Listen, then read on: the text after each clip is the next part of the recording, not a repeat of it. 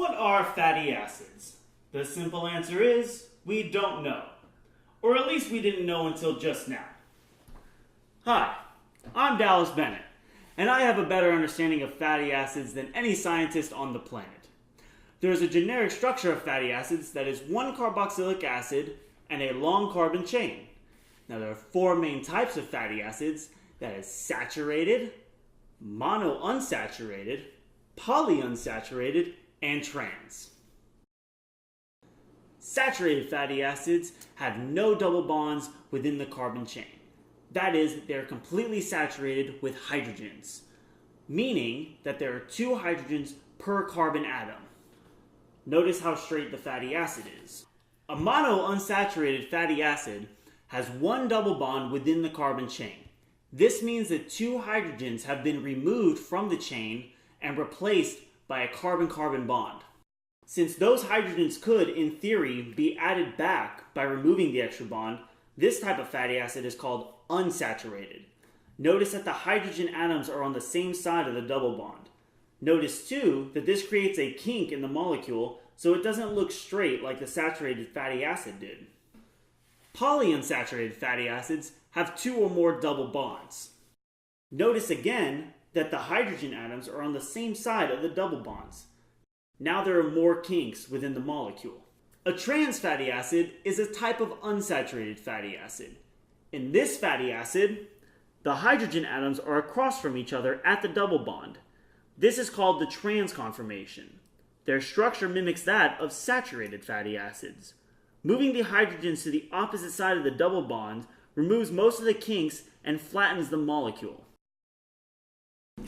When each of these different types of fatty acids predominates in a dietary triglyceride, such as a fat or an oil, their presence affects the physical characteristics of that product, which means that they can determine the degree of solidity. Here are a few examples of sources of dietary fats and oils at room temperature. We have margarine, butter, olive oil, and soybean oil. Our first source of dietary triglycerides is going to be butter. Butter is a semi-solid at room temperature, so I'm able to cut through it with this knife. Butter is a semi-solid at room temperature because it is approximately 68% saturated fatty acids, which is a relatively high number. Remember that a saturated fatty acid has a linear structure. Notice how molecules of saturated fatty acids stack neatly.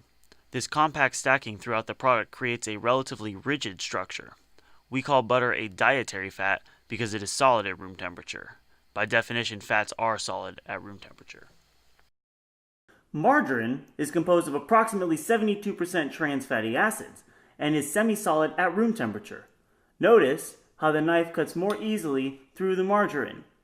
That's because margarine is softer than butter. Remember that trans fatty acids mimic saturated fatty acids, which means they can also stack.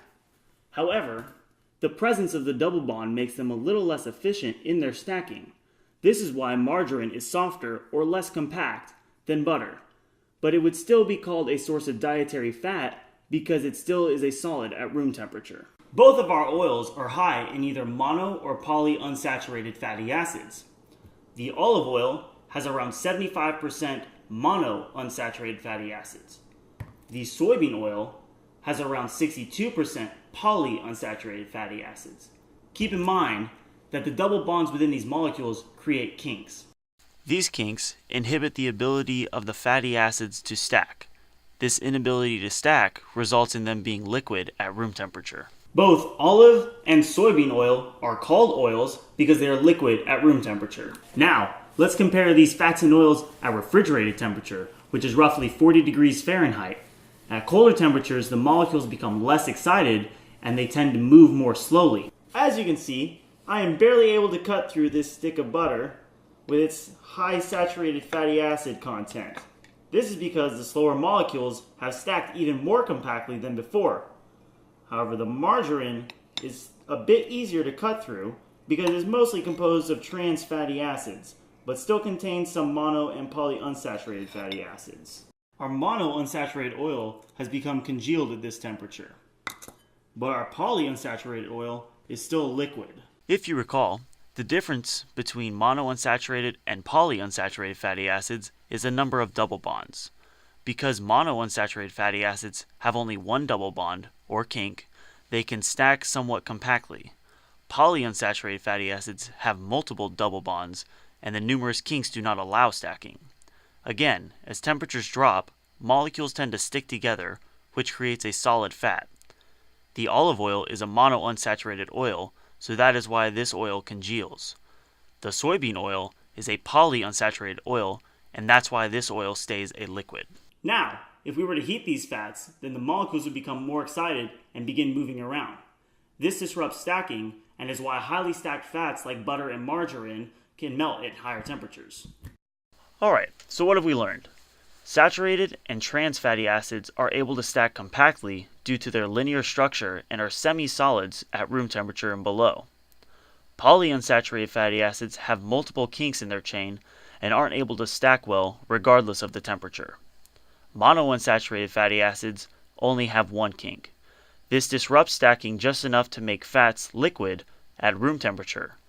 At lower temperatures, the slow-moving fatty acids are able to stack well enough to congeal the fat.